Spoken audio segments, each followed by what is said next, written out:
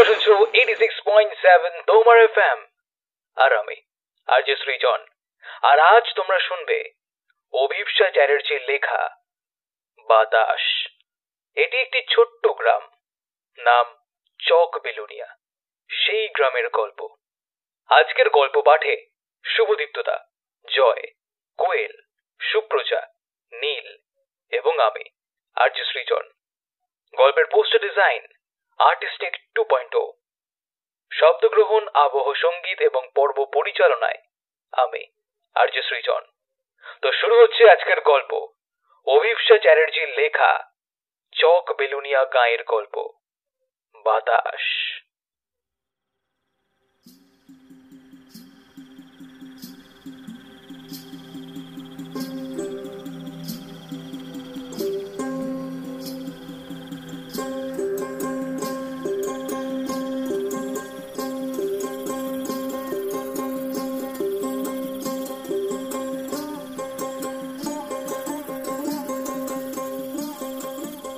এইরকম বৃষ্টির দিনে একটা জমিয়ে ভূতের গল্প হলে মন্দ হয় না, কি বলো হে নির্মল?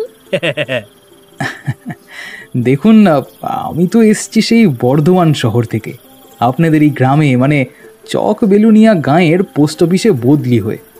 তো এখানে এসেই স্তক আমি অনেক এইসব শাঁকচুন্নি, কন্ধকাটা এইসবের গল্প শুনেছি, কিন্তু সেই সব শুনে ভয়ের একটা শিহরণ ছাড়া আর কিছুই কিন্তু টের পাইনি। আর ভূত যে আছেই সেটাই তো এখনো জানা যায়নি ঠিক করে, কি তাই না কানাই কাকা? হ্যাঁ, গাঁয়ের দিকে এখনো গাছপালা, খাল, জঙ্গল এইসব রয়েছে বলে একটা গা ছমছমে ভাব থাকে। তবে তার মানে এই নয় যে ভূত নেই। একটা অশরীরী অলৌকিক উপস্থিতি আমরা আমাদের ষষ্ঠ ইন্দ্রিয় দিয়ে অনুভব করতে পারি। ওই এখন যাকে তোমরা বলো সিক্সথ সেন্স, ওই আর কি। তবে সব সময় তাদের উপস্থিতি ঠিক বুঝতে পারা যায় না, কিন্তু তারা মনে করলে ঠিকই আমাদের সাথে যোগাযোগ করতে পারে। আমার নিজেরই তো সেই রকম অভিজ্ঞতা হয়েছিল। বলেন কি, এই গায়ে কবে? মানিক, তুমি তো দেখছি ঘোড়ায় একদম জিন দিয়ে এসেছো। আগে ভেতরে গিয়ে এক রাউন্ড চা দিতে বলো দেখি। ছি ছি মানিক, এ তোর ভারী অন্যায়। তোর বাড়িতে এলাম, আসার পর থেকে পর্যন্ত বৃষ্টি শুরু হয়েছে। হ্যাঁ, মিথ্যে বলবো না, ঘরে ঢুকতে না ঢুকতেই তুই সবাইকে এক রাউন্ড চা আর পাঁপড় ভাজা খাইয়েছিস, কিন্তু তারপর থেকে আর একবারও ভেতরে চায়ের কথা বলিসনি। আজ এই বৃষ্টির দিনে তোদের বউটান কি তোদের খালি চা খাইয়ে ছাড়বে রে? তাই আর চায়ের কথা বলিনি। শুধু চা খেয়ে কেন মিছিমিছি খিদে নষ্ট করবি? আজ সকালে নপাড়ার পুকুর থেকে একটা 5 সেরি কাতলা ধরেছি, তাই জন্যই আর কি। ওই দেখ তোর হাঁক পেয়ে কে এসেছে দেখ। আরে এ যে আমাদের গনসা। হ্যাঁ, হাতে থালায় বসানো চায়ের কাপ, আবার বড় বাটিতে কি রে? হ্যাঁ, এগে ফুলুরি আর বেগুনি আছে, চা তো দেখতেই পাচ্ছেন। মা পাঠাই দিলেন, বললেন না রান্না হতে এখনো দেরি আছে, তাই এইসব আর কি। বাহ, বেশ বেশ, নিন কানে কাকা, এবার শুরু করুন দেখি। একটা জমিয়ে ভূতের গল্প বলুন তো। হ্যাঁ, শুনে যেন নির্মল বুঝতে পারে ভূত কাকে বলে। হ্যাঁ, দাও দেখি চায়ের কাপটা। চা না খেলে গলাটা কেমন শুকিয়ে আসে।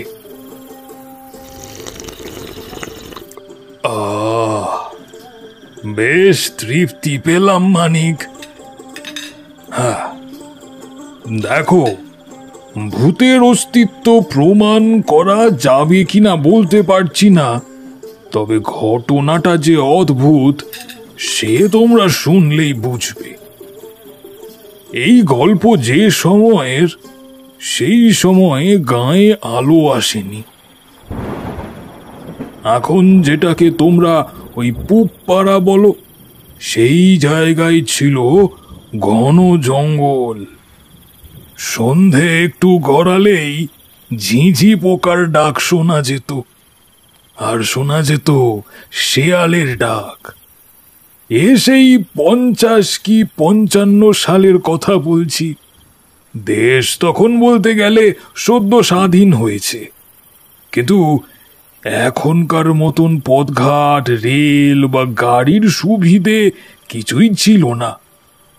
তখন চক বেলুনিয়া সরাসরি আসা যেত না, সে অনেক ঘুরপথ। সবচেয়ে কাছের স্টেশন ছিল মাধবপুরে। সেখানে স্টেশনে নেমে গরুর গাড়ি বা হেঁটে আসতে হতো চক বেলুনিয়া। তাও তো নয় নয় করে ওই মাইল 5 ধাক্কা হবেই। সেই সময় পাকিস্তান থেকে লোক আসা লেগেই থাকতো। আমাদের এই অজ গাঁয়েও লোক আসা শুরু হচ্ছিল মাঝে মধ্যে। পাকিস্তান থেকে যারা আসতো তাদের হাতে খুব একটা কিছু থাকতো না, থাকবেই বা কোত্থেকে? সব হারিয়েই তো তাদের এখানে আসতে হতো। তবে একবার এক মহিলা এলেন। মহিলার বয়স ওই 50-55 হবে। সাথে কেউ নেই, শুধু একটা বেশ বড় বাক্স ছিল তার। এখানকার মৃত্যুদের কিরকম যেন লতায় পাতায় আত্মীয়। অবশ্য এখন আর মৃত্যুদের এখানে কেউ থাকেও না, সব কলকাতা নয়তো আরো দূরে দূরে চলে গেছে। এমনিতেই গ্রামে কাজকর্ম নেই, বেকার লোকও অনেক। বাইরে থেকে নতুন কেউ এলে গায়ে একেবারে শোরগোল পড়ে যায়। এখানে আবার একজন মহিলা, তাই আবার সাথে একটা বিশাল বাক্স। লোকে তো আলোচনা করে করে থই পায় না। আমি তখন সবে কলেজে ঢুকেছি। মহিলা এসে সোজা গিয়ে উঠলেন মৃত্যুদের বাড়িতে। মৃত্যুরা ছিল এই এলাকার নাম করা কিপটে। মহিলা যখন এক কথায় মৃত্যুদের বাড়িতেই জায়গা পেয়ে গেলেন, সকলেই বুঝল হাতে তার বেশ পয়সা করিয়া আছে। মাসখানেক পরের কথা, মৃত্যুরাই ওই পূব পাড়ায় যাবার রাস্তার পাশে একটা বাড়ি করে দিলে। ছোট একতলা বাড়ি, সামনে লাগোয়া বেশ খানিকটা জমি, আর পেছনে বেশ বড় একটা পুকুর। এখন অবশ্য পুকুরটা মুজে গেছে, তখন বেশ টলটলে জল ছিল তাতে। বলেন কি, একা মেয়ে মানুষ, তার ভয় করলো না? না, যা দেখেছিলাম তিনি বেশ শক্ত ধাঁতেরই ছিলেন। নাম পরে জেনেছিলাম বসন্ত কুমারী। বরিশালের দিকে কোনো এক সরকারি স্কুলে পড়াতেন তিনি। কিন্তু এক রাতে পাকিস্তানি সৈন্য ওদের বাড়ির ওপর হামলা করে। বাড়ির সকলেই নাকি খুন হয়। বসন্ত ঠাকুরুন কোনো রকমে এক কাপড়ে রাতের অন্ধকারে গা ঢাকা দিয়ে এদেশে পালিয়ে আসতে পেরেছিলেন। সাথে ওই বড় বাক্সটাও এনেছিলেন। বাক্সে কি ছিল তা নিয়ে সবারই খুব কৌতূহল থাকলেও বসন্ত ঠাকুরুন কারোর সামনে এই বাক্স খুলতেন না, বাড়িতেই থাকতেন। কথা বলতেন খুব কম। সকলেই ভাবত অত বড় আঘাতেই হয়তো ওর এই দশা। তারপর আবার তিনি ছিলেন শিক্ষিত, এবং বেশ ভালোই শিক্ষিত। এখানে সেই সময় মেয়েদের মধ্যে লেখাপড়ার বিশেষ চল ছিল না। অনেকের তো তখনও কোনো অক্ষর পরিচয় ছিল না, তাই ওর সাথে ভাব করার চেষ্টা করলেও খুব বেশি সুবিধে করতে কেউ পারত না। মৃত্যুদের তৈরি বাড়িতেই বসন্ত ঠাকুরুন গিয়ে উঠলেন। অবশ্য কাজ করবার জন্য মৃত্যুদের বেশ পুরনো কাজের লোক রাসুর মা রইল। রাসুর মায়ের তখনই বেশ বয়স হয়েছিল, আবার কানে একটু অল্প কালাও ছিল সে। তাই সে 24 ঘন্টা সাথে থাকলেও ঘর গেরস্থলীর কাজের জন্য ময়না বলে একটি মেয়েকে রাখা হলো। সেই সব কাজ করত তার। মেয়েটার বয়স ছিল ওই 19 কি 20। ময়না বিকেল বিকেল কাজ সেরে নিজের ঘরে ফিরে যেত। তারপর এরা দুজনেই থাকত। তবে জায়গাটা ছিল এক টেরে, বেশ নির্জন, কিন্তু ওদের তাতে কিছু অসুবিধে ছিল বলে শুনিনি। দুজনেই থাকতো এবং বেশ হয়তো আরামেই থাকতো। ওই সময় বসন্ত ঠাকুরুন মাধবপুর হাই স্কুলে মেয়েদের সেকশনে একটা চাকরিও পেয়ে গেলেন। সেই সময় দাঙ্গায় সব হারিয়ে অনেকেই এপারে চলে আসতো।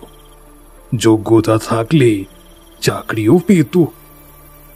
বসন্ত ঠাকুরুনও সেইভাবেই চাকরি পেয়ে গেলেন একটা। তখন তো গন্ডায় গন্ডায় মেয়েরা পড়তো না, তাই ইউনিভার্সিটি থেকে বসন্ত ঠাকুরুনের পাশ করার সার্টিফিকেট খুঁজে পেতেও খুব একটা অসুবিধে হলো না। ঠাকুরুন সকালবেলা বেরিয়ে যেতেন, আবার বিকেল 5টা নাগাদ ফেরতও চলে আসতেন। মাঝের সময়টা বাড়িতে রাসুর মা আর ময়না থাকত। বাড়ির সমস্ত কাজকর্ম করত। ঠাকুরুন ঘরে এলে ময়না তাকে চা জল খাবার দিয়ে নিজের বাড়ির দিকে রওনা দিত। এই ছিল তাদের রোজকার রুটিন। রাসুর মা সন্ধ্যের পরে ঘরে প্রদীপ জ্বালত, তারপর ভাত রান্না করত, তারপর ঠাকুরনকে খেতে দিয়ে এবং নিজেও খেয়ে শুয়ে পড়ত। একেবারে নিপাট সাধারণ জীবনযাত্রা। মাসখানেক এই রকমই চলছিল। তারপর একদিন একটা ব্যাপার হলো। এই কি কি কি ব্যাপার হলো কানাই কাকা? হ্যাঁ, কি হলো? দাঁড়াও দাঁড়াও, বলছি, এত উত্তেজিত হইও না। হঠাৎই একদিন কোনো কিছু নেই, একটা বছর 30 কি 32-এর ছেলে এসে হাজির হলো বসন্ত ঠাকুরুনের বাড়িতে। বসন্ত ঠাকুরুন বললেন ও নাকি ওর কোনো এক মামাতো ভাইয়ের ছেলে। এরও নাকি সবাই মারা পড়েছে দাঙ্গায়। গায়ের কারোর কিছুই বলার নেই। সবাই ভাবলে বাড়িতে একটা বেটা ছেলে থাকলে ভালোই হবে। কিন্তু আবার কয়েকদিন পরে এমন একটা ঘটনা ঘটল যে গায়ের সবাই একেবারে হতভম্ব হয়ে গেল। ময়না পুকুর পাড়ে জল আনতে গিয়ে খুন হলো। সেদিন বাড়িতে কেউ ছিল না। বসন্ত ঠাকুরুন তার স্কুলে গিয়েছিল। নতুন ছেলেটা কাজের চেষ্টায় কোথাও বেরিয়েছিল। রাসুর মা ছিল বাড়িতে। সে কিছু টেরও পায়নি। কিন্তু জল আনতে গিয়ে ময়না আর ফিরছে না দেখে সে পুকুর পাড়ে গিয়ে দেখে ময়না পড়ে আছে। চোখ দুটো ঠেলে বেরিয়ে আসছে তার, মুখ থেকে রক্ত উঠে এসেছে, গলায় শক্ত কিছু পেঁচানোর দাগ। রাসুর মা তো ময়নাকে ওই অবস্থায় পড়ে থাকতে দেখে বেশ চিৎকার করে কেঁদে উঠল। ওগো, কি সর্বনেশ হলো গো! কে কোথায় আছো? এসো গো, ময়নাকে কে খুন করেছে? সে সময় বেলা তত পড়ে আসেনি। তখনও খেতে কয়েকজন কাজ করছিল।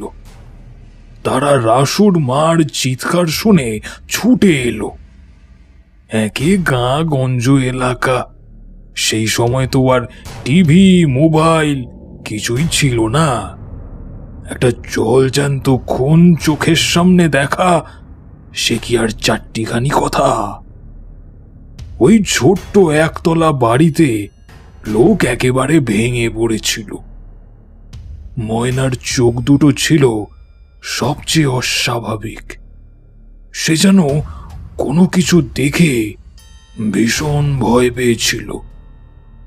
সেই চোখের আতঙ্কই যেন তার শরীর থেকে প্রাণটা জোর করে আলাদা করে দিয়েছে। আধখানা শরীর তার জলের ভেতরে পড়েছিল, বাকিটা ছিল পুকুরের পাড়ে। সবাই মিলে ধরাধরি করে ময়নার দেহ বাড়ির উঠোনে এনে রাখল। মুখের কষ বেয়ে রক্ত গড়িয়ে এসে জমাট বেঁধেছিল। সকলেরই মনে প্রশ্ন, ময়না একটা গরিব নিরীহ মেয়ে, তাকে কে এমন ভাবে খুন করল, আর কেনই বা করল? হ্যাঁ, এটাও ঠিক যে 1.5 বছর ধরে ময়নার স্বামী বেপাত্তা। তাহলে কি ওই গায়ে যা হয় আর কি, কারোর সাথে কোনো সম্পর্কে জড়িয়েছিল? আর সেই সম্পর্কের জটিলতাই কি ময়নার জীবনে অসময়ে ইতি টানল? একটা কানাঘুষো শুরু হয়ে গেল সেই সময়। ময়নার নাকি চরিত্র দোষ ছিল। আর এদিকে খারাপ খবর তো বাতাসেই ভাসে। বসন্ত ঠাকরুনের স্কুলেও লোক গিয়েছিল খবর দেওয়ার জন্য। তিনি এসে পৌঁছালেন। ময়নার অবস্থা দেখে তার মুখটা পুরো সাদা হয়ে গেল। রাসুর মা যদি ধরে না ফেলতো, বসন্ত ঠাকরুন মাথা ঘুরে পড়েই যেতেন সেখানে। সেই সময় পুলিশ আসতেও সময় লাগত, কারণ পুলিশের কাছে খবর পৌঁছাতেই তো অনেক সময় লাগত। যাক, পুলিশ তার সময় মতো নিল। সবার ওপর বেশ হম্বিতম্বিও ফলালো, তবে কাজের কাজ কিছুই হলো না। কেউই ময়নাকে পুকুর ঘাটে যেতে দেখেনি। আর ওই জায়গাটা এমনিতেই একটু শুনশান, তাই কেউ আর ঘাটে গিয়েছিল কিনা ময়নার পরে সেটাও কেউ জানে না। পুলিশরা ময়নার দেহটা গরুর গাড়িতে চড়িয়ে তারপর থানায় রওনা দিল। সেদিনের মতন সবকিছু মিটে গেলেও গাঁয়ের মধ্যে এই নিয়ে নানান জল্পনা চলতেই লাগলো। অপঘাতে মৃত্যু, তাই শ্রাদ্ধ শান্তি বেশ তাড়াতাড়ি মিটে গেল। কিন্তু গোল বাঁধল শ্রাদ্ধ মিটে যাওয়ার পরে। একদিন কোথাও কিছু নেই, আবার একটা বিপর্যয়। সেই সময় আমি সবে কলেজের পরীক্ষা দিয়ে গাঁয়ে এসেছি। আমার খুব সকালে উঠে হাঁটার অভ্যেস ছিল। আমি ভোরবেলা হাঁটতে বেরোতাম রোজ। একদিন ওই রকমই ভোরে মাঠের মধ্যে দিয়ে যেতে যেতে হঠাৎই দেখলুম মাঠের মাঝখানে কি একটা পড়ে রয়েছে। এগিয়ে গেলুম। তখন বয়স কম, ভাবলাম কি পড়ে আছে একবার গিয়েই দেখে নিই না কেন। কিন্তু স্পষ্ট মনে হলো কোনো এক অল্প বয়সী মেয়ে যেন ওই জায়গা ছেড়ে চলে গেল। আমি আমি আমি চেঁচিয়ে জিজ্ঞেস করলাম, কে কে ওখানে? কোনো জবাব পেলাম না। আমি এগিয়ে গেলাম। যেতে যেতে চেঁচিয়ে জিজ্ঞেস করলাম, কে কে ওখানে? কে ওদিকে গেল? এবারও কোনো জবাব এলো না। জোয়ান বয়স, মনে সাহস ছিল প্রচুর। ভাবলাম জোরে হেঁটে গিয়ে ধরে ফেলবো, কিন্তু যতই জোরে হাঁটি মেয়েটার সাথে দূরত্ব বাড়তে লাগলো। শেষে যেন বেদম হয়ে পড়লুম। মাঠের এক পাশে বড় একটা আম গাছ ছিল, সেই গাছের তলায় গিয়ে বসে হাঁপাতে লাগলুম।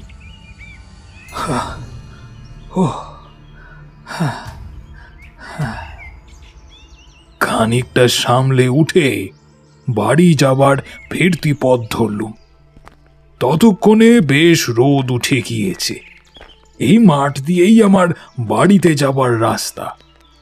যে জায়গায় আমি মেয়েটাকে প্রথম দেখেছিলাম ঠিক সেই জায়গাতে বেশ কিছু লোক গোল হয়ে জড়ো হয়ে রয়েছে। শুনতে পেলুম সবাই বলা বলি করছে। আহা, হে কি কাণ্ড গো! ভোলা গয়লার গরুটাকে কে এভাবে মারলে? ঘাড় মুচড়িয়ে রেখে গেছে গো। মা ভগবতীর চোখ দুটি দেখিস, যেন ঠেলি বাইরে আসতিছে। দেখি তো মনে হচ্ছে এ মানুষের কম্ম নয়। এ গরুটার শরীরে এক ফোঁটা রক্ত নেই। এইসব কথা শুনে আমি পা চালিয়ে এগিয়ে গেলুম। মেয়েটাকে প্রথম যেখানে দেখেছিলুম ঠিক সেইখানেই গরুটা মরে পড়েছিল। তারপর বাড়িতে ফিরে এলুম। আর বাড়িতে ফিরে আসার পর ধুম জ্বর এলো আমার। জ্বরের ঘোরে প্রলাপ বকতে থাকলাম। প্রায় 7 দিন এরকম কেটেছিল। পরে শুনেছিলুম সিদ্ধেশ্বরী মন্দিরের পুরোহিত মশাই এসে আমাকে সারিয়ে তুলেছিলেন। তার বক্তব্য ছিল আমার গায়ে নাকি কুবাতাস লেগেছিল। অসুখটা সেরে গেলেও শরীর সব সময় আমার দুর্বল থাকত। কোনো কিছুতেই কোনো উৎসাহ পেতাম না। খালি শুয়ে থাকতে ইচ্ছে করত আমার। একদিন এই রকমই শুয়ে আছি। চোখটাও মনে হয় একটু লেগেই গিয়েছিল। সেই সময় মনে হলো জানলার কাছে কে যেন দাঁড়িয়ে আছে এবং আমাকেই ডাকছে। সময়টা ছিল কার্তিক মাস। শীত বেশ জাঁকিয়েই পড়েছিল সেবার। আমার গায়ে একটা কাঁথা চাপা দেওয়া ছিল। মনে হলো কাঁথাটা যেন গা থেকে কেউ কেউ সরিয়ে দিচ্ছে আর আমার নাম ধরে বাইরে থেকে ডাকছে। ডাকটা জানলার কাছ থেকেই আসছিল। আমি স্পষ্ট শুনতে পেলুম কানাই কানাই বলে কেউ যেন ডাকছে। মনের ভেতর থেকে কি যেন বলছিল, ওই ডাকে সাড়া দিস না, বিপদ, ওত পেতে আছে বিপদ। কিন্তু সেই ডাকের আকর্ষণ এমনই যে আমি কিছুতেই সেই ডাককে উপেক্ষা করতে পারছিলুম না। জোর করে চোখ বন্ধ করে থাকলেও বারবার যেন জানলার দিকে তাকাবার একটা তীব্র ইচ্ছা আমাকে কুড়িয়ে কুড়িয়ে খাচ্ছিল। খুব বেশিক্ষণ হয়তো ওই টানা পড়েন আমি সহ্য করতে পারতুম না। এমন সময় ভোলা গোয়ালার গলা শুনতে পেলুম। সে বলছে, কর্তা বাবা, কি বিপদে পড়নু বলুন দেখি। গেল বছর অগ্রহায়ণ মাসে সৌরভীকে ঘরে আনলুম, আর এই বছরেই তাকে ওইভাবে মরে যাইতে হইল। আমার অত ভালো দুধেল গাইটারে কেউ ভাবে মারলে এল বিশাল আপনারে করতে হইব। এ নির্ঘাত ওই বসন্ত ঠাকরুনের ময়নার কাজ। কি হবে আমাদের কর্তা এবার? কর্তা বাবা হলেন আমার ঠাকুরদা। তখনই তার বয়স ওই 80 ছাড়িয়েছিল। কিন্তু ভারী গুণী মানুষ ছিলেন তিনি। নানান রকম বন্ধন জানতেন, গৃহবন্ধন, হাত দেখা, এইসব আর কি। ভোলা গোয়ালার গলায় আওয়াজ পেতেই আমার যে ঘোর লাগা অবস্থা হয়েছিল সেটা কেটে গেল। আমি তড়িঘড়ি বিছানার উপর উঠে বসলুম। শুনলুম ঠাকুরদা বলছেন। ভোলা, সারা গাঁয়ে তো কুবাতাস বইছে। অপঘাত কখনো ভালো নয়, সে মানুষেরই হোক বা অবলা প্রাণীরই হোক। গাঁয়ে পরপর দুটো এরকম ঘটনা ঘটলো। না না, খুব তাড়াতাড়ি এর বিহিত করা দরকার। এগে পুলিশ তো খুনিরে খুঁজছে। এ তো পুলিশের কাজ নয়, যা করবার আমাদেরই করতে হবে। কাল সকালে একবার হরিমুদিকে সঙ্গে করে আনিস তো। আমার নাতির শরীরও ভালো যাচ্ছে না। অবশ্য কোনো অপদেবতার ওর ঘরে ঢোকার সাধ্যি হবে না। আমি ঘর বন্ধন করে রেখেছি, মা মঙ্গলচণ্ডীর নিত্যদিনের সেবাও করছি। তবে এই শনিবারটা বিশেষ দিন, কার্তিক মাসের শেষ অমাবস্যা। কালকেই একটা কিছু করতে পারলে ভালো। যত দেরি হবে ততই আমাদের সমস্যা বাড়বে, বই কমবে না। সূর্য এ সময় বৃশ্চিক রাশিতে প্রবেশ করেন। এ সময় অশুভ শক্তির প্রভাব বাড়ে। কালকেই একটা গ্রাম বন্ধনের ব্যবস্থা করতে পারলে ভালো, বুঝলি? হরিকে সবকিছু আমি হাতে ধরে শিখিয়েছি, ও আমার সাথে থাকলে সুবিধে। আচ্ছা কর্তা, আমি হরিদারে এক্ষুনি দোকানে গিয়া খবর দিছি। ভোলাদা তো বাড়ি যাবার পথে হরিদাকে খবর দিয়ে গেল। এই হরিদা ছিল আমার ঠাকুরদার সাগরেদ। ও আগে নাকি পূব বাংলায় থাকতো, পরে কিসের ঝামেলায় জড়িয়ে এদেশে চলে আসে। সেটা অবশ্য দেশ ভাগেরও আগের কথা। তারপর আমাদের বাড়িতে আশ্রয় পেয়েছিল। তবে সে খাটতে পারত সাংঘাতিক। লাঠি হরিদার হাতে কথা বলতো। ঠাকুরদার সাথে সব জায়গায় যেত হরিদা। গাঁয়ে একটা মুদির দোকান দিয়েছিল সে। ঠাকুরদার সাথে না বের হলে ওই মুদির দোকানেই হরিদা বসত। ভোলা গয়লা তো যাবার পথে হরিদাকে খবর দিয়ে গেল। পরের দিন ছিল শনিবার, কার্তিক মাসের শেষ শনিবার, তাই আবার অমাবস্যা। ঠাকুরদার কথা মতো দিনটা ছিল বিশেষ। ওই দিনে যদি গাঁ বন্ধন করা যায়, তেনারা গায়ের ত্রিসীমানা মারাতে পারে না। আজ এতকাল পরেও ওই দিনটার কথা কিন্তু আমার স্পষ্ট মনে আছে। সেদিন সকাল থেকেই আকাশ ছিল মেঘলা। টিপ টিপ করে বাইরে বৃষ্টি পড়ছিল। অঘ্রাণে শীত খুব বেশি পড়লেও কার্তিকেও কিন্তু শীত কম পড়তো না। ওই হাড় কাঁপানো শীতেই আমি আমাদের সদরে কড়া নাড়ার আওয়াজ পেল। সাথে ঠাকুরদার গম্ভীর গলারও আওয়াজ পেলাম। এরে হরি নাকি? এগিয়ে হ্যাঁ কর্তা বাবা। দাঁড়া দাঁড়া, দরজা খুলছি। সকালে সূর্যি ঠাকুরেরও দেখা নেই। কার্তিকের শেষে যদি এরকম হয় তাহলে বীজ ধান সব আউলে যাবে। কর্তা বাবা, বাইরে কি হাওয়া চলতেছে? হাড়ে মাসে কাঁপুনি ধরিয়ে গেল। এখনই কি বের হবে নাকি? না রে হরি, এখন যেতে পারলে ভালো হতো, কিন্তু প্রেত পক্ষের জন্য অপেক্ষা করতে হবে। কাজ শুরু করতে হবে বেলা 12টার পর।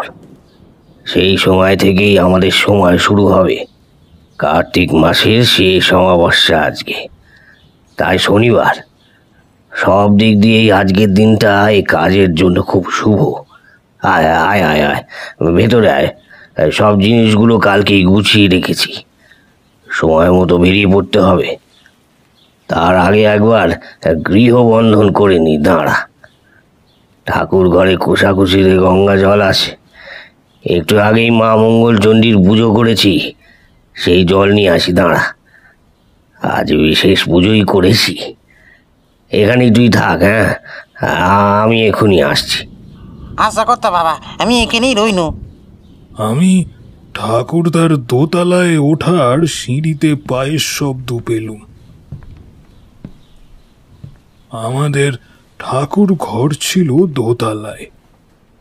তারপর কিছুক্ষণ সব চুপচাপ। হঠাৎ একটা তীব্র মেয়েলি গলার আওয়াজ পেলুম। ঘুমের যেটুকু রেশ চোখে ছিল তখনই সব কেটে গেল। আমি বিছানার উপর ধরফর করে উঠে বসতে যেতেই মনে হলো আমার হাত পা কে যেন বেঁধে রেখেছে বিছানায়। শরীরে ওঠার কোনো শক্তি নেই। আমি মা মা বলে জোরে ডাক দেবার চেষ্টা করলুম, কিন্তু গলা দিয়ে কোনো আওয়াজ বের হলো না। জিভ যেন তালুর সাথে আঠা দিয়ে আটকানো।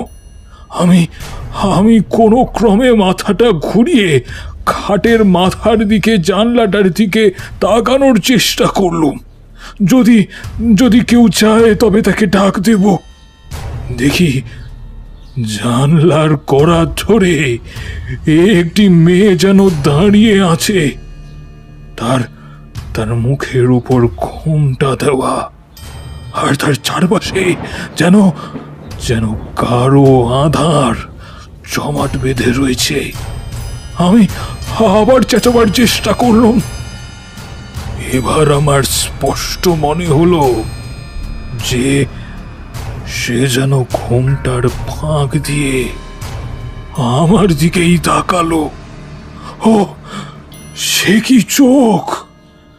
সেই চোখের মণি কালো ছিল না খয়েরি তা বলতে পারবো না, কিন্তু দৃষ্টির এমন একটা চুম্বকত্ব ছিল যে সেই চোখ থেকে আমি চোখ সরাতে পারছিলাম না।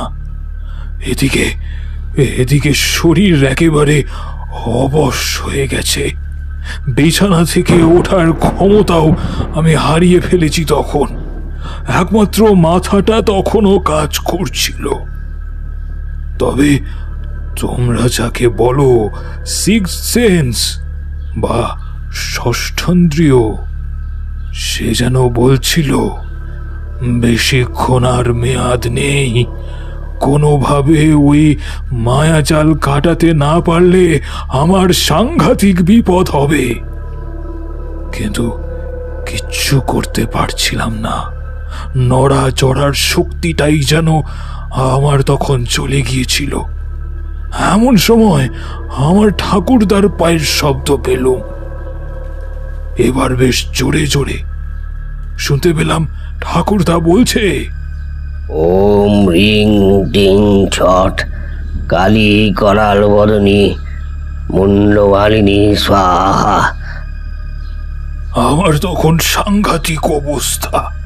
ঘরে কেমন যেন একটা ঝিম ধরানো গন্ধ। আগে শরীরে যে আড়ষ্টতা, যন্ত্রণা এইসব ছিল, সেটা সরে গিয়ে একটা নেশার মতন আবেশ শরীরটিকে জড়িয়ে ধরেছিল। সেই সকাল বেলাতেই আবার আমার দু চোখে ঘুম জড়িয়ে আসছিল। মনে হচ্ছিল কত রাত আমি ঘুমাইনি। কিন্তু সেই সব ভাব চলে গেল যখন ঠাকুরদার বাজখাই গলার আওয়াজ শুনতে পেলুম। এই কে রে, সরে দাঁড়া, শিগগির বিদায় হ। এই যে দেখি বাঘের ঘরে ঘোগের বাসা, শেষে কিনা আমার নাতির ঘরে। কি কানাই কাকা, কি ছিল?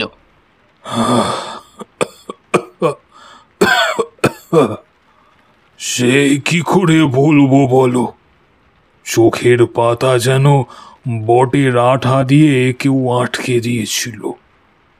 তবে ঠাকুরদার গলার আওয়াজ পাবার সাথে সাথেই আমার হাত পা বিছানার সাথে সেটে যাওয়া ভাবটা বেশ খানিকটা কেটে গিয়েছিল। আমি জানলার দিক থেকে নিজের মাথাটাও ফেরাতে পারলাম। মনে হলো ছায়াটা যেন সরে দাঁড়ালো। ঘরটাতেও বেশ খানিকটা সকালের আলো এলো। সেই জমাট বাঁধা অন্ধকার ভাবটা অনেকটাই চলে গেল, তবে আমার মুখের মধ্যে আঠালো ভাবটা রয়েই গেল। এবার আমার ঘরের ভেতরে ঠাকুরদার পায়ের আওয়াজ পেল, সেই সাথে মন্ত্র পড়ার আওয়াজটাও চলছিল। ঠাকুরদা আমার ঘরের চৌকাঠে দাঁড়িয়ে বলে উঠল, কি হয়েছে দাদু? কেউ এসেছিল মনে হচ্ছে। ভয় নেই, আমি এসে গেছি। তোমার ঘরের চারপাশে ঘর বন্ধন করে যাচ্ছি, আর কেউ কিচ্ছু করতে পারবে না। হ্যাঁ, তবে মনে রেখো, এখন আমি বেরিয়ে যাচ্ছি। দুপুরেও যদি কেউ তোমাকে ডাকে, খুব চেনা গলা লাগলেও সাড়া দেবে না। এমনকি আমার গলা পেলেও সাড়া দেবার কোনো দরকার নেই। আজকের দিনটা খুব সাবধানে থাকতে হবে। বুঝতে পারছি তোমার উপর তার নজর আছে, কিন্তু এই রাক্ষসীকে কিছুতেই আমি জিততে দেব না। জয় জয় মা মঙ্গল চণ্ডী। গ্রাম রক্ষা করো মা, গ্রামকে রক্ষা করো। আমি তখন খানিকটা হুঁশ ফিরে পেয়েছি। বললাম, আমি না তখন একটা মেয়েলি গলার চিৎকার শুনতে পেলাম যেন। ওটা ওটা কে ছিল ঠাকুরদা? ওটা কে ছিল? ঠাকুরদা একটু গম্ভীর গলায় বললেন, ও কিছু নয়, মনের ভুল। তোমার উপরে নজর আছে যে, তাই ওই শব্দ শুনতে পেয়েছ। তবে গৃহবন্ধন করা আছে, মনে রেখো। আমাদের কারোর গলার আওয়াজ পেলেও বের হতে যেও না। আমি এখন বের হব। অপঘাতে মৃত্যুর পর এসব দিনেই অশুভ আত্মার শক্তি বাড়ে, তাই কখন ফিরবো কিছু বলতে পারছি না। মা মঙ্গল চণ্ডীকে ডাকো, সব ঠিক হবে। এই বলে ঠাকুরদা বেরিয়ে গেল। এদিকে আমার প্রাণ যেন গলার কাছে এসে আটকে রইল। তখন আকাশের মুখ ভার কিছুটা কেটে গেছে, ঘরের থমথমে ভাবটাও আর নেই। জানলা দিয়ে রোদ এসে মেঝেতে পড়ে আঁকি বুকি নকশা তৈরি করছে, কিন্তু আমার মনের ভেতর একটা অজানা ভয়, অজানা আশঙ্কা ঘুরপাক খেতে লাগলো। কিছু একটা যেন ঘটবেই, খালি খালি সময়ের অপেক্ষা। খুব খারাপ কিছু একটা যেন খুব তাড়াতাড়ি ঘটবে। এমন সময় আবার আমি ঠাকুরদার গলা শুনলাম। ঠাকুরদা আমার নাম ধরেই ডাকছে। আমি একটু চমকে গিয়েছিলাম, কারণ ঠাকুরদার এত তাড়াতাড়ি তো আসবার কথা নয়। আবার আমার মনে হলো হয়তো ঠাকুরদা বাড়ি থেকেই বের হয়নি, তাই কিছু মনে পড়াতে আবার ফিরে এসেছে। আমি যেই গলা তুলতে যাব, তখনই ঠাকুরদার নিষেধের কথা আমার মনে পড়ল। ঠাকুরদা সাড়া দিতে বারণ করেছিল আমায়। এদিকে পায়ের শব্দ আমার ঘরের খুব কাছে চলে এসেছে। আমি দম চাপা একটা উৎকণ্ঠা নিয়ে দরজার দিকে তাকিয়ে রইলুম। ভেতর থেকে একটা অদম্য আগ্রহ এসেছিল যে জবাবটা দিই, কিন্তু আবার ভেতর থেকেই যেন মনে হচ্ছিল, না, যদি ঠাকুরদা না হয়। দরজাটা ভেজানোই ছিল। খুব আস্তে দরজাটা খুলে গেল। দেখলাম দরজায় ঠাকুরদা দাঁড়িয়ে আমার দিকে তাকিয়ে বললে, না, তাড়াতাড়ি তৈরি হও, চলো আমার সাথে যাবে। এখানে তোমায় রাখতে ভরসা পাচ্ছি না। আমি তো ঠাকুরদার কথা শুনে এক কথায় রাজি হয়ে গেলুম। কি ধরনের বিপদ আসতে পারে সেই নিয়ে তখনও আমার কোনো ধারণা ছিল না। ঠাকুরদা বললেন যে প্রথমেই আমরা যাব বসন্ত ঠাকুরনের বাড়ি, ওখানেই তো ময়না থাকতো। হ্যাঁ, ময়না তো খুন হয়েছিল। হ্যাঁ, তা হয়েছিল, কিন্তু খুনের সেই রকম কোনো জোরালো কারণ পাওয়া যায়নি। সেই সময় গায়ের আনাচে কানাচে কান পাতলে শোনা যেত ময়নাকে নিয়ে সবাই আলোচনা করছে, তার নাকি চরিত্রের দোষ ছিল। অথচ ময়না ছিল নিপাট গোবেচারা। এইসবের মধ্যে যে সে থাকতে পারে এটাই আমাদের ধারণাই ছিল না। সে যাকে, আমাদের বাড়িতে এই সব নিয়ে কোনোদিন আলোচনা হতো না। সেদিন বসন্ত ঠাকুরনের বাড়িতে যাওয়ার আরও একটা কারণ ছিল। জানোই তো তোমরা, গাঁগঞ্জের কথা কিছুই চাপা থাকে না।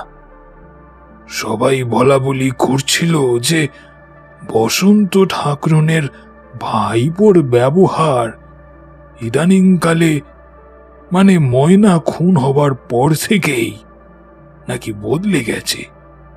সে নাকি বাড়ি থেকে বের হতে ভয় পায়। আগে যে বাড়িতেই থাকতো না, এখন সে ঘর থেকে বেরই হয় না। আর রাতে নাকি আদারে বাদারে ঘুরে বেড়ায়। গায়ের করালি চোর, ভবা পাগলা এরা সব দেখেছে।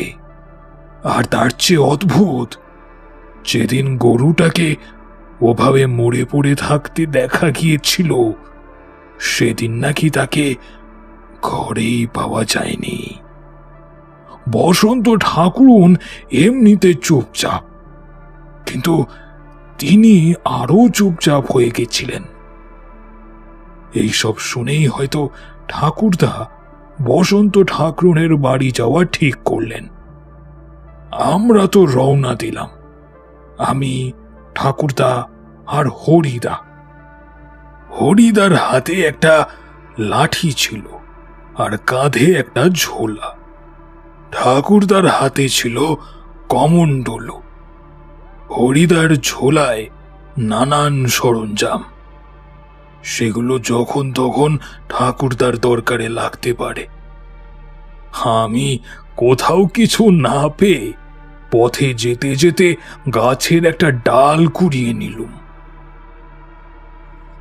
আকাশে রোদের দেখা পাওয়া ভার, একটা অদ্ভুত থমথমে ভাব, মাঝে মাঝে হাড় কাঁপানো ঠান্ডা হাওয়া দিচ্ছে।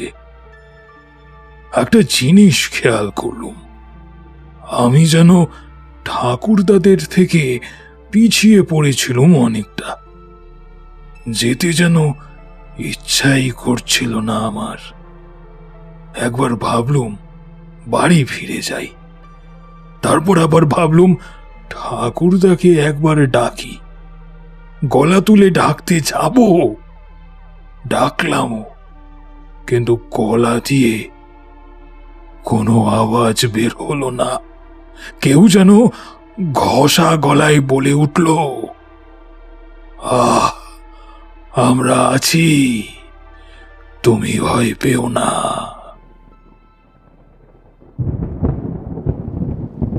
ও বাবা, বলেন কি? কি সর্বনাশ! তারপর তারপর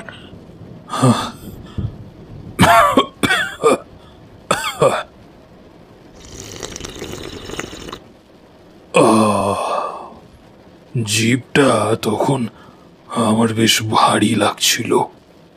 টাগরায় যেন আটকে রয়েছিল সেটা। আমার পায়েও যেন কি একটা শক্তির টানে মাটির সাথে আটকে আছে। আমার চলার শক্তি নেই। ঠিক এই সময় ভেতর থেকে কেউ যেন বলে উঠল, তুই পালা, পালা, পালা এখান থেকে। আরে আমি যে পালাবো সেই শক্তি বা কোথায়? পা তো আটকেই রয়েছে, উঠতেই চাইছে না। আমি আমি ওখানেই বসে পড়লুম। চোখের দৃষ্টি স্থির, গলায় আওয়াজ নেই। একটা একটা অসম্ভব ভয় আমাকে চারপাশ থেকে আস্তে আস্তে অজগরের মতন ঘিরে ধরতে চাইছিল। আমাদের দলে হরিদাই ছিল বেশি কইয়ে, মানে বেশি কথা বলতো। ঠাকুরদা খুব একটা কথা বলা স্বভাবে ছিল না। হরিদা এক সময় কোনো একটা কথা বলে, কর্তা বাবা, ও কর্তা বাবা, দাদা কোথায়? নেই তো। বলে পেছন ফিরে দেখে আমি নেই। সেই দেখে হরিদার সাথে সাথে ঠাকুরদাও অবাক হয়ে পেছনে তাকালো। আমি শুনতে পেলেও কোনো জবাব দিতে পারছি না। সঙ্গে সঙ্গে ঠাকুরদা ফিরে দেখতে শুরু করলেন। তিনি মন্ত্র পড়া জল চারপাশে ছিটিয়ে দিতে শুরু করলেন। সে কি আশ্চর্য! জল মাটিতে পড়ার সাথে সাথেই আমার গলায় যেন স্বর ফিরে এলো। আমি চেঁচিয়ে বললুম, এই যে ঠাকুরদা, ঠাকুরদা, আমি আমি এখানে, আমি এখানে ঠাকুরদা। হরিদাও সাথে সাথে শুনতে পেয়ে বলে উঠল, আরে দাদা, করো কি? ওই গাব গাছের তলায় বসে আছো কেন? চলো চলো, দেরি হয়ে যাবে, চলো। আমি আমি উঠতে পারছি না হরিদা, হরিদা, আমি উঠতে পারছি না, আমাকে এসে নিয়ে যাও। আয় হরি, আমার সাথে আয়। কি হলো কানাই, এইভাবে বসে পড়েছ? ঠাকুরদা, আমি জানি না কি হলো, হঠাৎই এখানে এসে আমার পা চলতে চাইছিল না। শুধু কি তাই, গলা দিয়ে আওয়াজ বের হতে চাইছিল না। আমি আমি কতবার ডাকার চেষ্টা করেছি তোমায়, জানো, আমি পারছিলাম না, আমার গলা দিয়ে আওয়াজ বের হতে চাইছিল না। ভাগ্যিস ভাগ্যিস হরিদা খোঁজ করলো আমার। ডাব গাছে অনেক সময় শাকচুন্নি থাকে, জায়গাটা ভালো নয়, তুমি আমাদের মাঝখানে থাকো। সবার সামনে ঠাকুরদা, তারপর আমি, তারও পরে আমাদের হরিদা।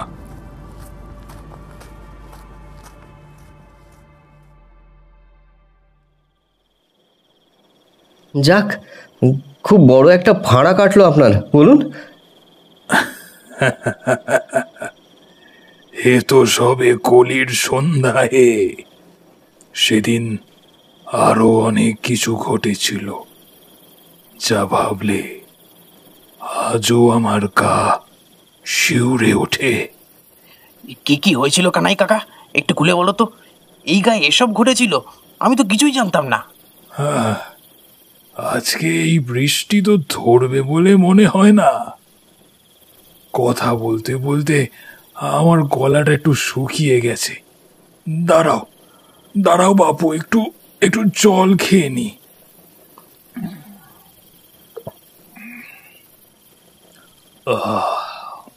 আহা মানিকবাবু, ভেতরে একটু চায়ের কথা বলুন না। না না, আর চায়ের দরকার নেই। একটা সময় একটু জিরেন নিতে হয়, বুঝলে। তারপর শোনো, আমরা তো এগিয়ে চললাম। আগেই বলেছি, বসন্ত ঠাকুরনের বাড়ি ছিল গাঁয়ের এক তীরে। লোক বসতি খুব কম সেখানে। আমরা গিয়ে পৌঁছলাম। বাড়িটা দেখে মনে হয় না যে ভেতরে কেউ আছে। চারপাশ নিঝুম। খালি পুকুর পাড়ে কিছু জেলেকে দেখতে পেলাম। তারা সবাই মাছ ধরছে। ওদিক থেকেই যা একটু আধটু আওয়াজ আসছিল, তাছাড়া পুরো নিস্তব্ধ। আমাদের আসতে দেখে জেলেদের মধ্যে একজন বয়স্ক জেলে বলে উঠল, কর্তা বাবা এখানে? হ্যাঁ, এখানে একটু কাজ আছে হারান। আপনার সাথে দেখা হয়ে ভালোই হলো। আমাদের পাড়ায় একবার জাতি হবে গে। সৌরভের মার শরীর দিন দিন খারাপ হচ্ছে। তার কিছু খেতে ইচ্ছে করছে না, হালুয়ে বের হতে চায় না। এইদিকে রাতের বেলায় আদারে পাদারে কোথায় যায় কে জানে। ও হই গেল বৃহস্পতিবার, হাতেল আধারে কোথায় যাচ্ছিল আমাদের পুরাণ, তাকে দেখতে পেয়ে কাকি কোথায় যাও ঘর চলো বলে বলে নিয়ে এসেছিল। এর একটা বিহিত করুন কর্তা বাবা, এর একটা বিহিত করুন। হারান, গায়ে কয়েকদিন ধরে যা ঘটছে দেখছো তো, সেসবের বিহিত হলেই এরও বিহিত হবে। দেখি কতটা কি হয়। আমি একটু বসন্ত ঠাকুরনের বাড়ি ঘুরে তারপর তোমাদের ওদিকে যাব। সব কাজের একটা নির্দিষ্ট সময় আছে, বুঝলে? এই বলে ঠাকুরদা তাঁর কমণ্ডলু থেকে জল ছেটাতে ছেটাতে এগিয়ে চললেন। বসন্ত ঠাকুরনের বাড়ি যেতে গেলে একটা ছোট মতন গলি পেরিয়ে যেতে হয়। গলির সামনেই একটা বিশাল আকারের আম গাছ ছিল। সেই আম গাছ থেকে একটা ডাল হঠাৎই ভেঙে ঠিক ঠাকুরদার সামনে পড়ল। যদি একটু এদিক ওদিক হতো তাহলেই ঠাকুরদার মাথায় ভেঙে পড়তো। খুব বড় একটা ফাঁড়া কেটে গেল। কিন্তু আশ্চর্য ব্যাপার, ঠাকুরদা একটুও চমকালেন না। আমার দিকে তাকিয়ে বললেন, বাধা আসছে, সেই বাধা অতিক্রম করাই দরকার। ভয় পেও না, আর পেছনে তাকিও না। দেখেছিলে গলির মুখে সদ্য পোড়া কতগুলো শুকনো লঙ্কা পড়েছিল? মনে হয় জেলেরাই এগুলো করেছে। প্রেতাত্মার হাত থেকে বাঁচার জন্যই ওরা এগুলো করেছে। গায়ে সব টুকটাক অনেক চলে। কিন্তু ঠাকুরদা, ময়নার মৃত্যুর পর তো ওর যাতে মুক্তি হয় তার জন্য শ্রাদ্ধ শান্তি অনুষ্ঠান কাজকর্ম সবই বসন্ত ঠাকুরন করেছিলেন। তাহলে অনেক সময় আত্মা কিছু বলতে চায় আমাদেরকে, সেই জন্যই কোথাও যেতে পারে না। এই সব কথা বলতে বলতেই আমরা বসন্ত ঠাকুরনের বাড়ির দরজার সামনে এসে দাঁড়িয়ে পড়ল। ঠাকুরদা দরজায় টোকা দিলেন। একবার নয়, বেশ কয়েকবার। তারপর দরজা হঠাৎ খুলে গেল। দেখি সামনে দাঁড়িয়ে আছেন বসন্ত ঠাকুরন। বসন্ত ঠাকুরন বেশ লম্বা মানুষ ছিলেন। পরনে তার সাদা খোলের কালো পেড়ে তাঁতের শাড়ি। গায়ের রং দেখলে বোঝা যায় এককালে বেশ ফর্সা ছিলেন। বসন্ত ঠাকুরনকে আগে কখনো সামনাসামনি দেখিনি, সেই দিনই প্রথম দেখলুম। মুখ চোখ দেখলেই বোঝা যায় বেশ মানসিক দুর্ভাবনায় রয়েছেন। মনে হলো সেটাই স্বাভাবিক। একে তো ওদেশ থেকে সবকিছু খুইয়ে এক বস্ত্রে এদেশে আসতে হয়েছে, তারপর আবার এখানে এসেও শান্তি নেই। ময়না হঠাৎ করেই খুন হলো, পুলিশ এলো বাড়িতে। সবকিছু নিয়ে ঠাকুরনের একদম নাজেহাল অবস্থা। তবে আর একটা ব্যাপারও আমার খটকা লাগলো। ঠাকুরন যেন আমাদেরকে দেখে ঠিক খুশি হতে পারেননি। বিশেষ করে ঠাকুরদা আশায় তিনি যেন ভয় পেয়েছেন। আমাদের দরজা খুলে দিলেও দরজা থেকে সরে দাঁড়াচ্ছিলেন না তিনি। শেষে থাকতে না পেরে, আসুন আপনারা, আসলে ঘরে তো কিছু হয়নি, ময়না তো পুকুর পাড়ে খুন হয়েছিল। ও বেটির চালচলন সুবিধে ছিল না বাবা, আমার ভাইপোর ওপর। এইটুকু বলেই বসন্ত ঠাকুরন যেন ভয় পেয়ে চুপ করে গেলেন। দেখলাম তার দৃষ্টি দেওয়ালে স্থির হয়ে রয়েছে। সেই চোখে স্পষ্ট ভয়ের ছাপ, যেন দেওয়ালে কেউ রয়েছে। বসন্ত ঠাকুরনের হঠাৎই ভয় পাওয়াটা ঠাকুরদার চোখ এড়ায়নি। ঠাকুরদা বলে উঠল, আপনি এই এলাকায় নতুন। ময়না এ গাঁয়ের সুবল বৈরাগীর নাতনি ছিল।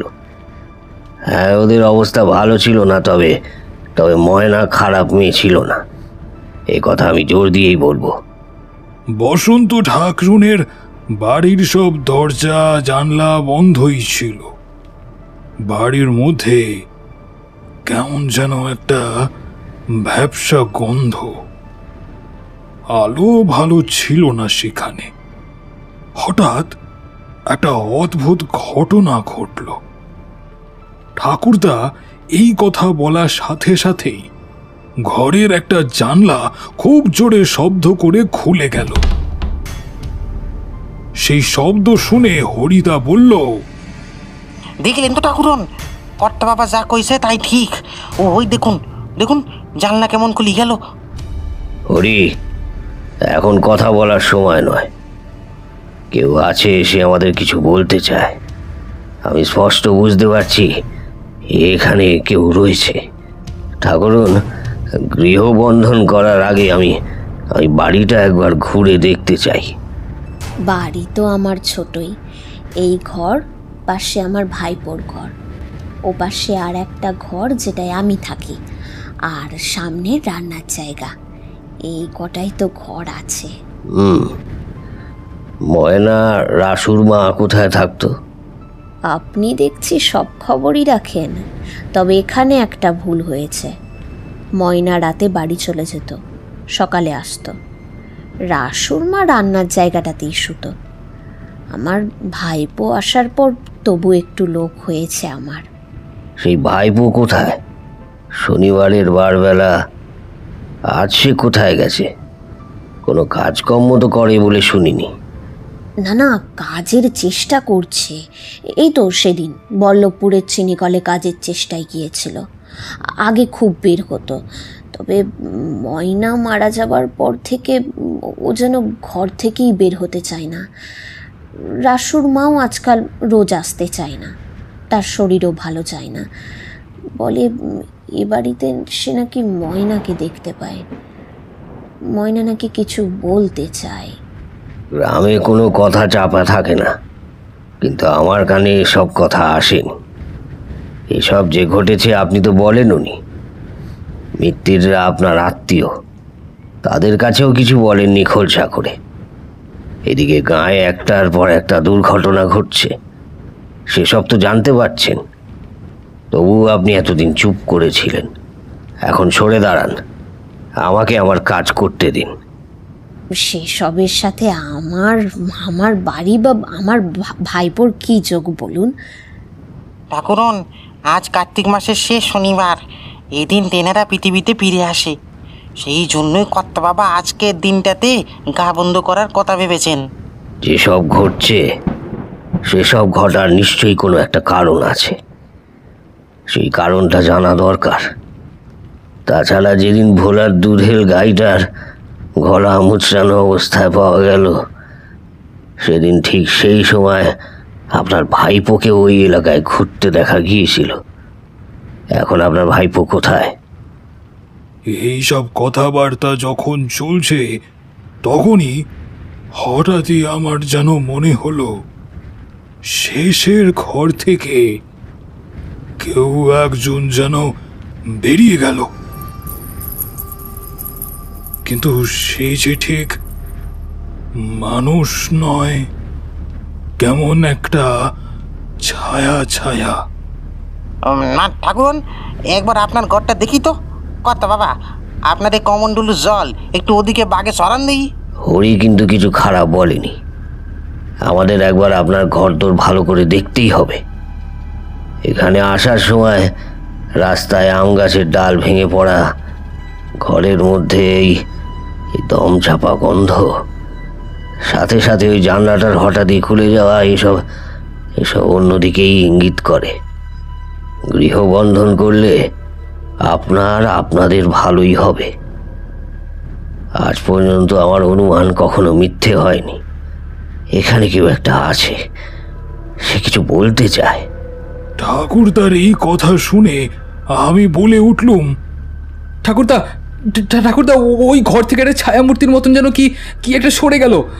তবে মানুষ নয়, কেমন যেন একটা। এই কথা শুনে ঠাকুরদা ঠাকুরনের দিকে তাকাতেই আমি যে ঘরের কথা বলছিলাম সেই ঘরের দিকে হাঁটা দিলেন। এতক্ষণ যে তেজিয়ান বসন্ত ঠাকুরনকে দেখছিলাম, তিনি যেন এক ফুঁয়ে নিভে গেলেন। সেই সময় আমাদের চোখের সামনে এক অন্য বসন্ত ঠাকুরন জেগে উঠল।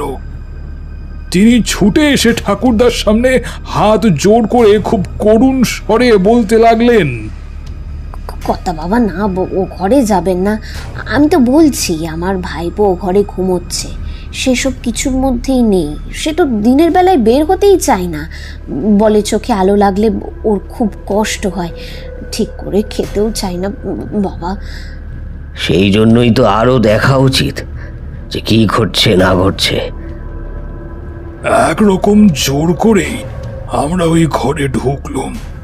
ঘরে ঢুকতেই আমাদের তিনজনেরই নাকে কাঁচা রক্তের আষ্টে গন্ধ ভক ভক করে এসে ঢুকলো। ঘরের অন্ধকার সয়ে যেতে দেখলাম একটা অদ্ভুত দৃশ্য। সে কথা ভাবলেই এখনো আমার গা শিউরে ওঠে। ঘরের সব জানলা বন্ধই ছিল, তাই আবার ঘরে ওরকম রক্তের আষ্টে গন্ধ। আমার কাঁটা যেন গুলিয়ে উঠতে লাগলো। আমি ছুটে ওই ঘর থেকে বের হতে যাব, একটা শক্ত হাত এসে আমার ডান হাতটা প্রায় সাঁড়াশির মতন চেপে ধরল।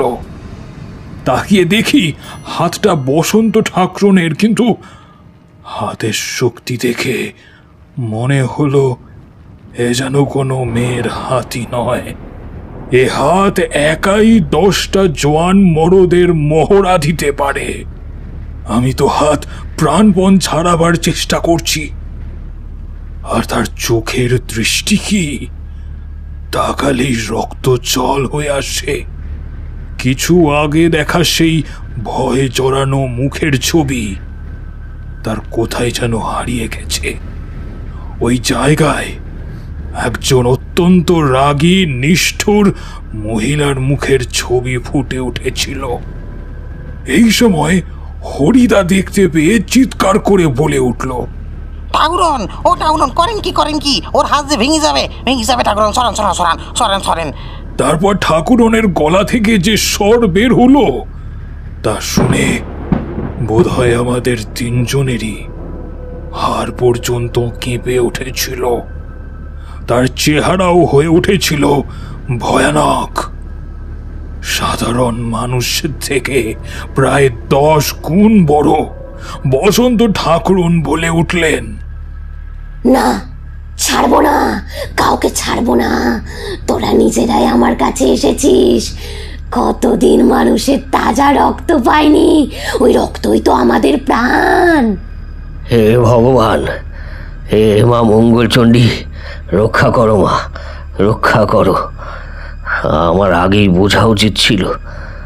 ওম চামুণ্ডা স্বাহা, ওম মাতা ভদ্রকাল্যই স্বাহা। এই বলে ঠাকুরদা কমণ্ডলু থেকে জল নিয়ে প্রথমেই বসন্ত ঠাকুরনের গায়ে ছিটিয়ে দিলেন। দিতেই তিনি যেন কুঁকড়ে গেলেন। মুখ দিয়ে একটা জান্তব চিৎকার বেরিয়ে এলো। সে কি চিৎকার করেই সে মাটিতে লুটিয়ে পড়ল। সেই ভাইপো বিছানাতেই শুয়েছিল, মুখে লেগেছিল তাজা রক্ত। খাটের কাছে মেঝেতে মুরগির পালক ছড়িয়ে ছিটিয়ে রয়েছে, হাড় সব এদিক ওদিক পড়ে রয়েছে। বুঝতে কিছুই অসুবিধে হয়নি। ঠাকুরদা তার কমণ্ডলু থেকে জল ছিটিয়ে দিলেন। এখানেও সে ওই একইভাবে আর্তনাদ করে উঠল। সে কি ভয়ানক চিৎকার! বসন্ত ঠাকুরন তো চিৎকার করে অজ্ঞানী হয়ে গিয়েছিল। ওদিকে ওদিকে ওর ভাইপো তো কোন ঠাসা বাঘের মতন গজরাতে লাগলো। ঠাকুরদা আবার গায়ে জল ছিটিয়ে দিতেই সে চেঁচিয়ে উঠল, ঠিক আগের মতোই ভয়ানক গলায়।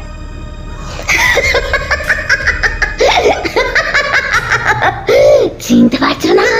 আমি আমি আমি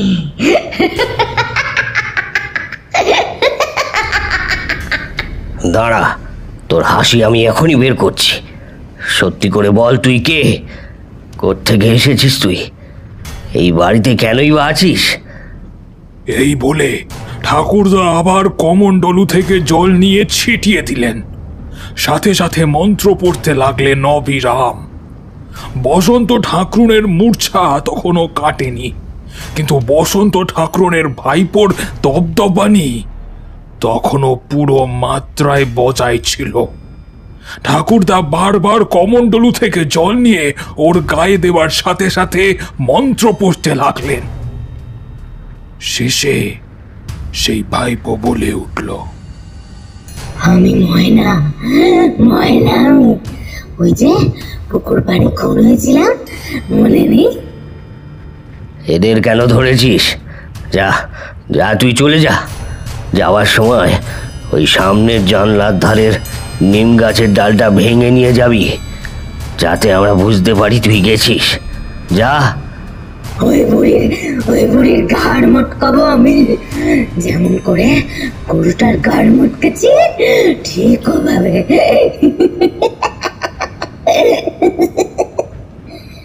ময়না, ময়না, এখান থেকে ভালো চাস তো চলে যা, না হলে লঙ্কা আর হলুদ পুড়িয়ে তোকে বিদায় করবো এখান থেকে আমি। না না, কিছুতেই না। সামনের রাস্তায় লঙ্কা পোড়া রেখে দিয়েছিলি তোরা, আমি বের হতে পারিনি, কিন্তু এখন এই ঘর থেকে কিছুতেই আমাকে বের করতে পারবি না। কেন? তোর তো অনেক শক্তি।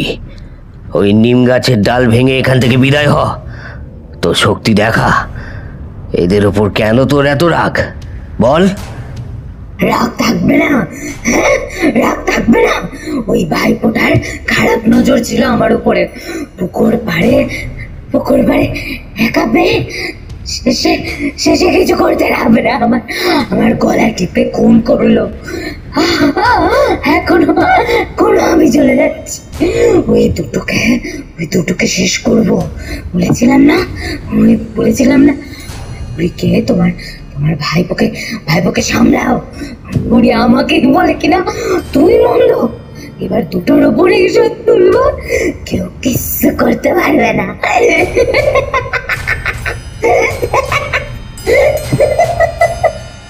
ময়না, তুই যা এখান থেকে, না হলে তোকে একেবারে শেষ করে ছাড়বো। এখনো তুই পৃথিবীর মায়া কাটাতে পারিসনি। যা যা, দূর হ। ওম চামুণ্ডায় স্বাহা। দূর হয়ে যায় এখান থেকে, দূর হ।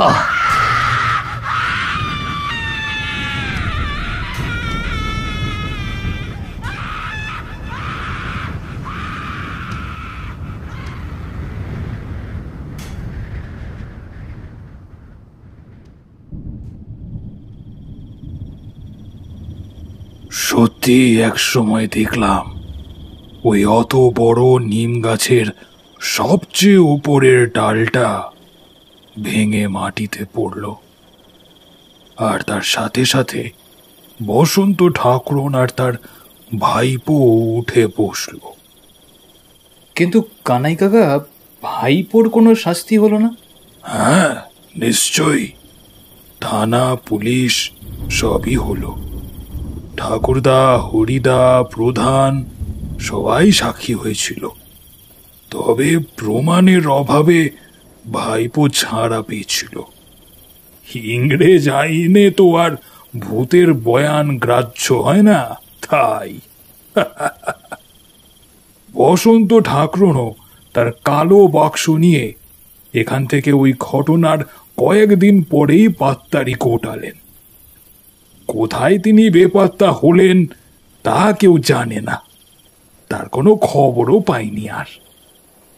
আর সেই জেলে পাড়া সৈরবীর মা, তার কি হলো? না, সেখানে আর যেতে হয়নি। বসন্ত ঠাকরুনের বাড়ির ওই নিম গাছের ডাল ভেঙে পড়ার সাথে সাথেই সে নাকি সুস্থ হয়ে গিয়েছিল। সৌরভীর মায়ের গায়ে নাকি কুবাতাস লেগেছিল।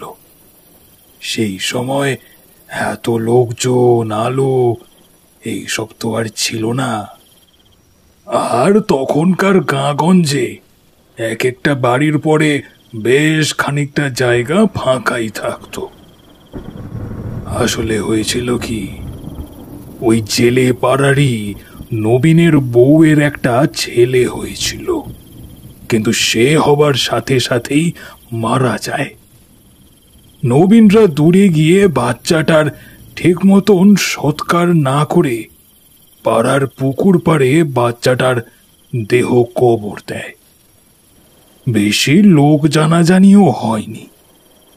তারপর সৌরভীর মার রাতের বেলা কোনো কারণে ওই পুকুর পাড়ে যেতেই ওর ওপরে ওই মরা বাচ্চাটার আত্মা ভর করেছিল।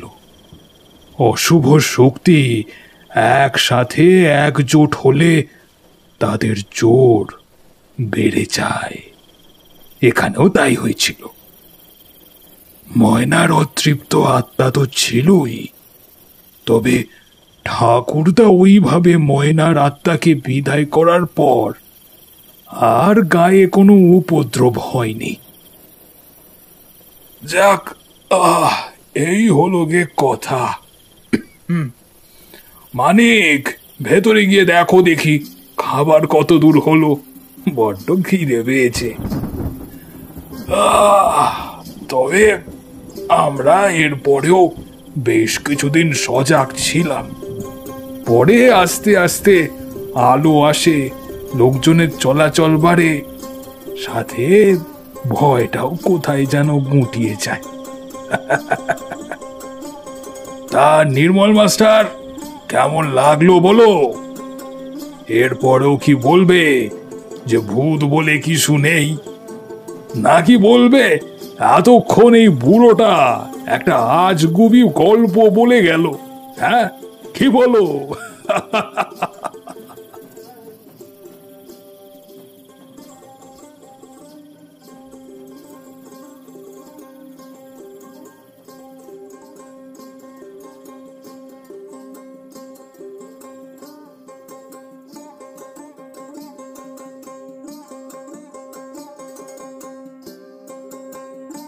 শুনছিলে আজকের গল্প অভিপ্সা চ্যাটার্জির লেখা চক বেলুনিয়া গাঁয়ের গল্প বাতাস। আজকের গল্প পাঠে ছিল শুভদীপ্তদা, জয়, কোয়েল, সুপ্রজা, নীল এবং আমি আরজে সৃজন। গল্পের পোস্টার ডিজাইনে ছিল আর্টিস্টিক 2.0। শব্দগ্রহণ, আবহ সঙ্গীত এবং পর্ব পরিচালনায় আমি আরজে সৃজন। তো কেমন লাগলো আজকের গল্প? কমেন্ট করতে পারো, কিংবা আমাদের ফেসবুক বা ইনস্টাগ্রামও জানাতে পারো। আমার ফেসবুক আইডি এসডি সৃজন আর ইনস্টাগ্রাম হচ্ছে এসডি সৃজন 620। তো ভালো থেকো, ভালো রেখো, আর আমি আরজে সৃজন সাইনিং অফ।